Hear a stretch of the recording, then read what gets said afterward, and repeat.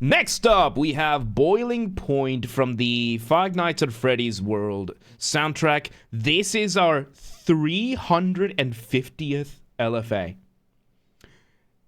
I can't believe we're already this far. And Jazz, remind me afterwards. So, once again, everybody, this is a Basterd's LFA, a layman-friendly analysis. I'm a professionally trained musician, a composer, and my objective here is to explain things in a way so that you don't have to be one to understand what is happening here musically. So, if you like the sound of that, make sure you're following the channel, subscribe to the channel, whatever term you want to use, like the video, share the video, leave a comment, turn on notifications, become a member. Once again, if we somehow reach 10,000 subscribers on YouTube before Christmas 2025, which is an actual possibility, and it blows my mind that it's actually a possibility, but if it somehow happens, I will take a single fan fiction of the choice of the community, whatever y'all want, and I will fully produce, record, and voice act said fan fiction, and I will put it on the channel. So it has to be done legit, though. It has to be legit, so no account duping, no botting, no buying, nothing like that. Sharing the videos, bringing people to the community, using the hype functions on YouTube. I don't know how that works. We have a Discord channel where people coordinate for that. That kind of thing, right?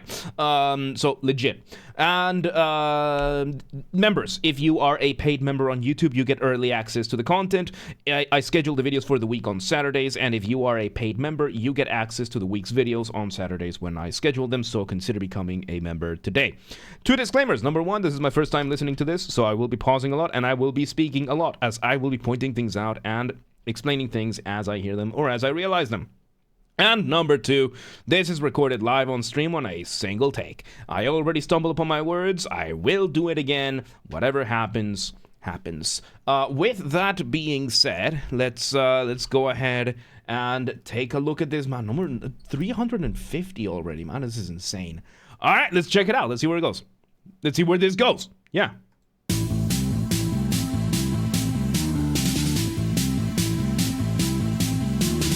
What's the best song you reacted to? I can't remember. I have horrible memory. So I was just telling the stream. Okay, so we start with snare giving us that very cliche electronic music, no bass drum, just the snare drum. And we start with our melody giving us our initial motif. Motif being the smallest version of your musical idea, the seed, the essence from which everything else comes from. And here's how bad my memory is. I was telling this to the stream right before we started recording. At the time of recording, today is September the 16th when we recorded. I took the 15th and the 16th off work. I didn't remember that I was supposed to take the days off until the 14th late at night. Because a conversation I was having just happened to remind me that I needed to check my schedule. I once prompted in one of my team meetings at work the conversation of please don't show up to work if you take a day off. Because I showed up to work on a day off because I forgot that I had taken the day off.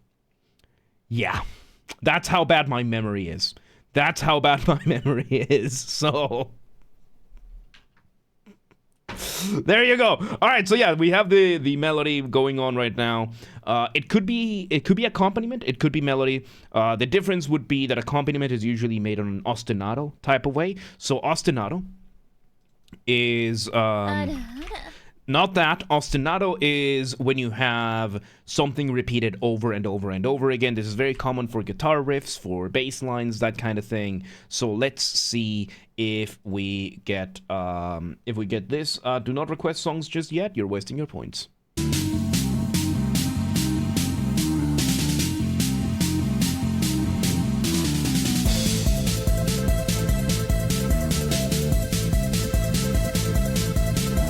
Okay, so we move on from the... Yeah, no, that was a blurb. That was not... I paused it. Good timing, good timing. So we move on from the initial motif. We switch over to... And the motif was sequenced a little bit. Sequencing is when you play the same melody and you just change the starting note, so that relatively you still get the same shape, just from a different starting point. And now we switch it over with arpeggios. We have some pretty fast arpeggios. Arpeggios being when you play a chord one note at a time. So pretty good stuff. Let's see where it goes. Sequenced as well. Bring us that cadence. and a deceptive cadence. It's been a while since we've gotten one of these. So, the concept, right? So when you're making music, you're doing one of two things. You are building tension or you are resolving that tension. That point in between we call a cadence. So, there are many types of cadences, and basically the cadence just means the moment of resolution. Usually this is something that is done through harmony. Again, when you have music, you have three elements: melody, harmony, and rhythm. Harmony is probably the most complex out of the three because of just how many layers of abstraction you can really get out of harmony. Because harmony is what chords you're using, what scales you can make out of the chords, what chords you can make out of those scales, the relationship between the sets of scales that you might have, the speed at which you change chords, that kind of stuff. And usually when you have a series of chords, that is called a chord progression. And every chord progression should end with some sort of cadence. There are many type of cadences, but right now what we got is called a deceptive cadence. A deceptive cadence is something that builds up to finish that builds up with the expectation of finishing somewhere, and it finishes somewhere else. For example, a authentic cadence would be the sound bum bum bum bum bum bum bum. That is authentic. It's a cadence. It's an expected cadence, and it's unauthentic. It's an authentic cadence because the notes end where you expect them to go. The notes go where you expect them to go. However, a deceptive cadence is when it doesn't have that. So in this example, bum bum bum bum bum, that is a deceptive cadence where your chord progression does not resolve where it should, but instead goes somewhere else. It's a good way of extending the harmony and the phrasings and everything you have, and it's a good way of spicing things up in your music. It is pretty easy to just not do it right. It's pretty easy to mess it up, but in this case, it was done well enough, especially because all we were doing was playing the chords in arpeggios. Neon, welcome today. How you doing? Let's see where this goes. So now we're in the deceptive cadence. We go down again.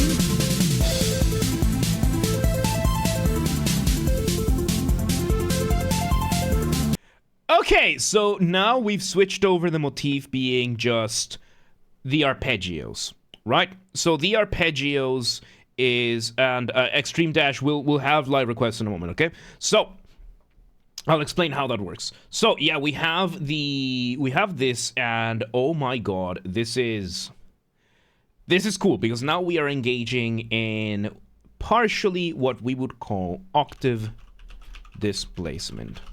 So, octave displacement is a very lovely way of developing a motif. So, when you have a scale in Western music, we use scales for music made out of the chromatic scale. The chromatic scale is all 12 tones that exist in the scale, all black and white keys in the keyboards, all the frets of the guitar, that kind of thing. That is your chromatic scale, and out of that chromatic scale, we take usually 7 notes, which becomes our scale. Aska, welcome today. How you doing? It goes forward. How about you? So yeah, you have the chromatic scale, which then you turn into 7 notes. So let's, for the sake of simplicity, let's just say numbers 1 through 7, right? So 1, 2, 3, 4, 5, 6, and 7, and then you just go back to 1 in what we call the octave, because it would be the 8th note of the scale, and it just repeats. So 1, 2, 3, 4, 5, 6, 7, 1, 2, 3, 4, 5, 6, and 7. And we finish with number 1. So the way octave displacement works is, as you can see, these numbers are repeated, which means all that changes is the registry and the part of the range that we are doing. So let's say we have a melody that is note number 1 to note number 2 to note number 3. Simple melody, very nice, very lovely, but we then decide, I want to develop this with octave displacement. So, technically speaking, this melody with this little shape over here is 1, 2, and 3. This melody, 1, 2, and 3, is technically the same melodic idea. We just engaged in octave displacement to change where this thing, the bot is delayed sometimes with the point. It's stupid like that. So yes, we have that going on. And Cosmo, thank you for the follow. Welcome to the mosh pit. Welcome today. How you doing? So yes, we have the octave displacement going on, and what we are doing right now is very much something that Beethoven does in the Moonlight Sonata, which is just we're playing the same chords. We're doing those arpeggios. We're now going from one arpeggio to the other, and we're just changing the octave in which we're doing the arpeggio in octave displacement, and it just sounds cool.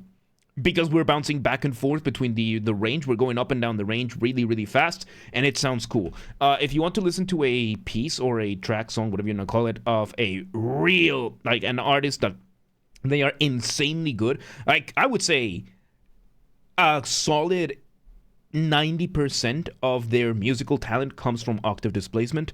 Listen to the band Polyphia. Tim Henson, absolute master of octave displacement. If you listen to their track Goat by Polyphia, you will hear the start. Sounds like this chime instrument giving you a very relatively simple melody, and then the guitars start playing the melody with octave displacement. The exact same melody, just with octave displacement. So if you ever want to see an artist that absolutely mastered the idea of octave displacement, it's Polyphia. They are geniuses when it comes to that. They are insanely good at it.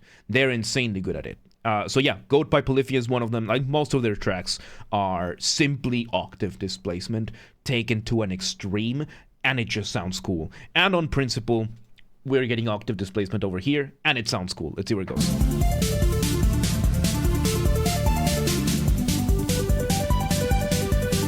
Oh, look at that.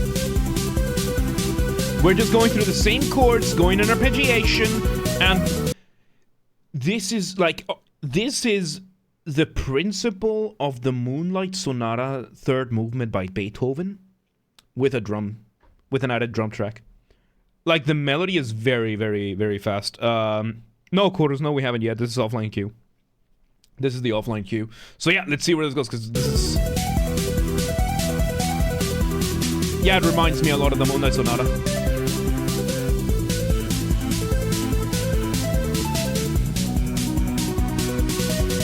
Cadence,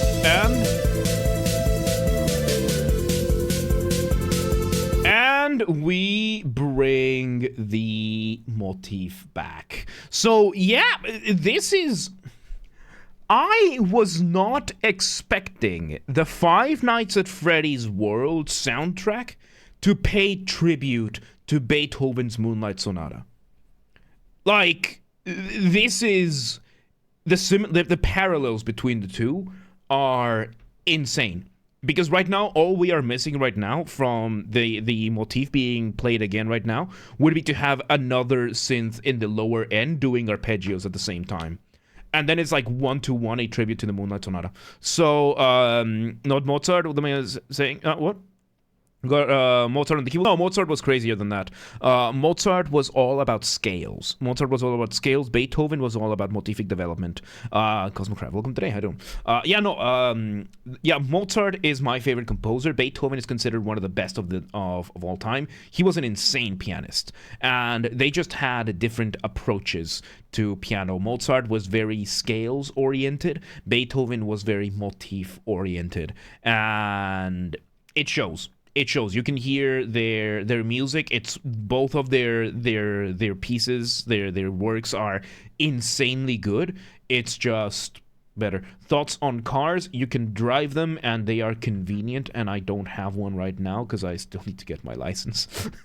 I live in Hungary. I haven't had a driver's license. I haven't had a driver's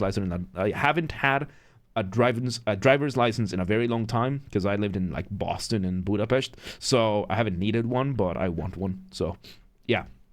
Right now this piece, like Boiling Point precisely, draws a lot from the Moonlight Sonata third movement. And right now we are bringing back the motif, and we are doing what is called harmonization with the motif, which is a way of counterpoint, right? So counterpoint is usually the study of melodies, how they develop, how they interact with one another, usually under the context of having more than one melody at the same time. And Counterpoint deals in what we call motion. Motion is, relative to one another, and in this case, we have 3 types of motion in general. How's the public transport there? In Budapest, it's incredible. Some of the best I've ever seen in my life. I love it. The Hungarians have a very bitter attitude towards most things, but their public transport is really, really good. I live in the suburbs, so I have to take a train, and yeah, it's good. I love it. I love it. The trains run on time. The transportation runs on time. It's really, really good. But then again, it's Hungarians. It's part of their national pride to be better about everything. Like, I'm not even joking. Dunkel very often jokes to me that, because I often say it, right? Like, I am the luckiest and most blessed man alive. And he tells me, yes, but that is no reason to be grateful. That's no excuse to be grateful. So, that's kind of the Hungarian attitude is my grass should be greener. That's kind of how Hungarians view the world. I find it messed up, but it is part of their culture, and it does have its charm. Because at the end of the day, that's how Hungarians are. And Boston has a good transportation system. It overcomplicates things with the Green Line, but overall, it's pretty good. Because I lived in Boston for from 2013 through 2018. So, yeah, I lived there for a while. I liked it. Budapest, a massive upgrade. But yeah, anyway, the concept of motion, right? So we have 3 types of motion. We have similar, we have contrary, and we have parallel. So similar motion is when you take 2 melodies from different starting points in the scale, and they are both doing their own thing, but they are mostly heading in the same direction. We have contrary motion, which is one goes up, the other one goes down, simple as. And then we have parallel, which is what is happening right now, which is both melodies are doing the exact same thing, just from different points in the scale. This, more informally, is known as harmonization, because you're providing a harmony for that kind of thing. The orange line is cursed. I am so glad I never took the orange line. The one that was always broken was the red line, though. The orange line is just stinky. The orange line is just stinky. Live queues after this, hidden. Welcome today, by the way. Yeah, no, the orange line in Boston. I always lived near the green line. I lived on 3 separate stops of the green line. Like, in front of 3 separate stops on the green line. In the E line of the green line, the last one of the green line. I lived there in Mission Hill and Jamaica Plain. I loved it. I loved living there. It was great. It was great. Anyway, let's continue. Let's see where this goes.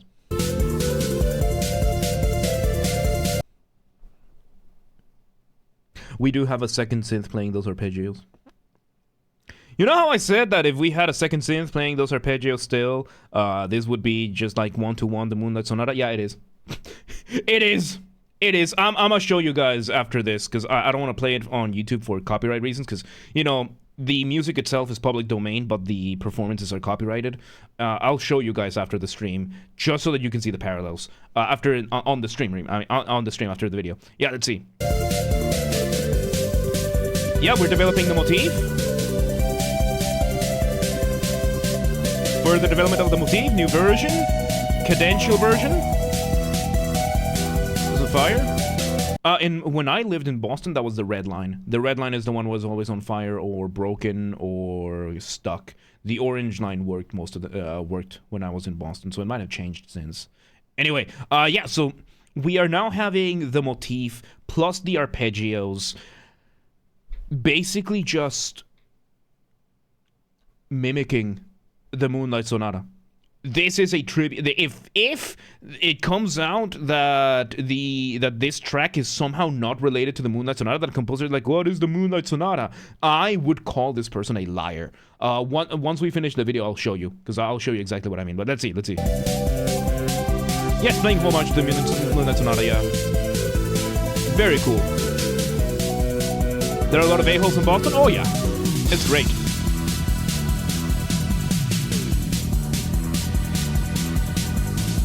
Okay, so now we change things around. We keep the same drum beat, and instead of playing the arpeggios, we are now playing what informally we call block chords, which we just bring another synth, and they just hold down the whole chord instead of arpeggiating, just holding down the chord. Same thing as what we did before, just with block chords instead. I think it's gonna be a 1-to-1 repetition. Let's see. Yeah, man, what's up? Welcome today. Let's see. Oh, and right now we're giving a little bit more focus to the bass. The bass is a little bit more audible. It's a little bit more front line right now. So pretty good stuff. Let's see. And the good thing about bass lines, I almost forgot to say it, when it comes to bass lines, you don't really need to worry about motifs that much. Bass is one of those instruments that as long as you're hitting the right notes, you can get away with pretty much anything. Like, as long as you're on key, and as long as you are within the harmony, you can do anything you want in most cases. It's insane how free these are. And Burger, welcome today. Song requests are not open yet. You have just wasted yourself 10 points. Let's see where this goes.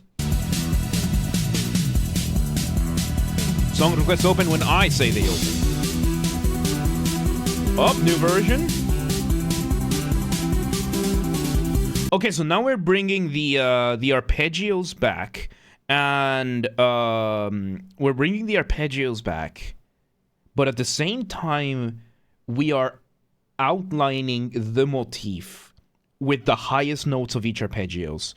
Really, it's a really cool thing to do, because when you have arpeggios, whenever you have arpeggios, you will have, you know, the individual notes of the chord being played. However, if you start changing the notes and you start looking at the highest notes of the arpeggio, you end up making whatever motif you might be able to do. And if you do this fast enough, in the case of this happening, the outer motif, the upper line, the leading tone ends up being the motif, despite you still having everything. All right, we got 15 seconds left. Let's see where it goes.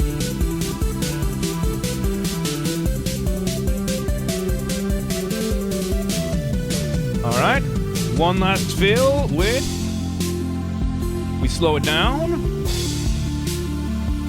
we bring back that, and I think it's gonna loop. And it loops, and there you go. And that, it loops, and there you go, it just loops. So it's a loop, it loops pretty well, so there you go. Very, very good stuff. Why does Botrix keep asking you to gamble your points, by the way? This is not a paid gamble. Because gambling is always going to be around you, regardless of what happens in real life. And I put it there so that you can choose to engage in it or not, because it has to be your choice not to engage in it, regardless of it being plastered all over. That's the lesson I'm hoping to teach people. And it has worked with a lot of people so far, that they end up just, because you will inevitably lose at gambling. It's inevitable. The house always wins. I didn't program the bot.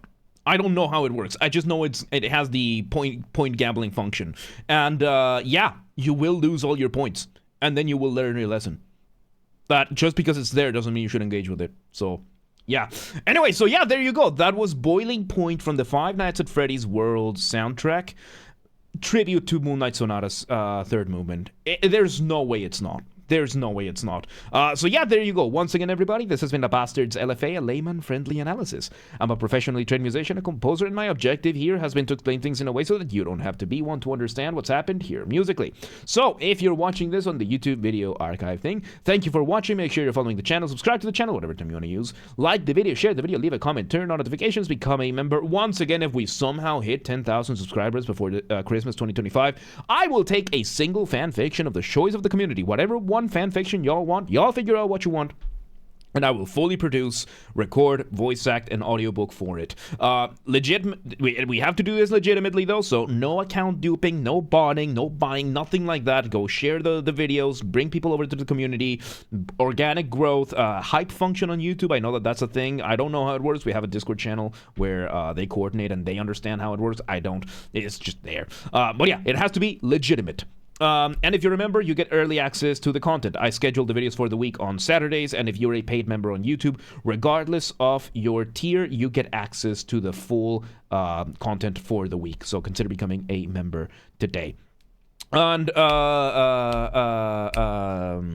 if you want to listen to this without me interrupting every 3.5 seconds, I will be linking it in the description down below. We're at 1.9 on Twitch. I'm talking about YouTube, because on YouTube, yeah, it's insane. It's actually a possibility that we might actually hit 10,000 subscribers. It's insane, dude. I'm grateful for this, by the way. There's not a day where I'm not grateful for this. Yes, so if you want to request a song and you're not on the live stream, if you're on the live stream, you can go ahead and start requesting. If you're not on the live stream, go to the Discord server, link down below, go to the LFA requests channel and follow the instructions on the pinned message. And if you want to catch the streams when they go live, we aim for Monday through Friday, 6 p.m. Central European Time. If you're not in Europe, that's fine. We have the full streaming schedule up to date, showing in your local time zone in the Discord and the Twitch, both linked down below. So if you're in Juneau and you're like, oh, but what time is 6 p.m. in Hungary? I don't live there. No worries. Just go to the Discord or the Twitch. They both have the stream schedule showing in your local time zone. And follow the gaming channel. We have a gaming channel because, of course, I have a gaming channel. I'm on YouTube. What else could I possibly have?